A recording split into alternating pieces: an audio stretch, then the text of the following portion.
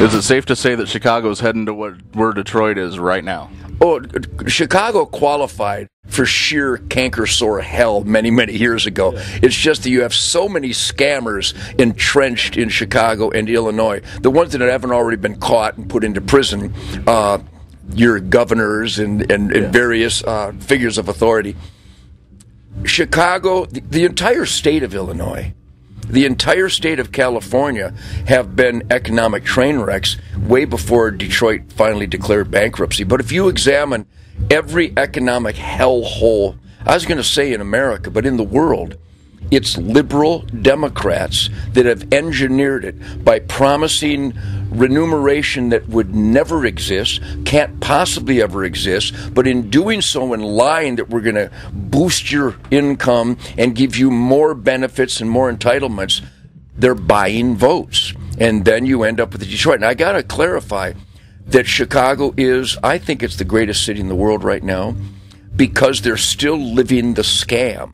They've been broke for 30, 40 years. Detroit has been broke since the liberal Democrats moved in the 1960s. There are magnificent structures of world-class architecture in Detroit still boarded up with plywood from the 67 riots because Mayor Coleman Young and the other Black Panthers of America, and particularly in Detroit, somehow brainwashed his constituents that in order to get even with Whitey, burn down your neighborhoods, Cabrini Green. I mean, we don't have to search desperately for evidence of the self-inflicted, engineered suicide of Chicago, California, Detroit, Pittsburgh, Philadelphia, New Orleans.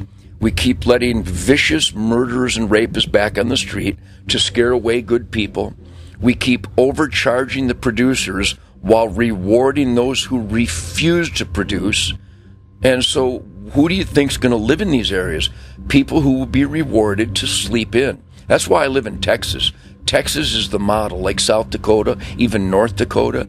So many states now, Wisconsin's coming back because Republican conservatives have moved in and they actually adhere to the capitalism model that if you bust your ass and put your heart and soul into being the best that you can be, the compensation should reflect that, not the Obama ultra.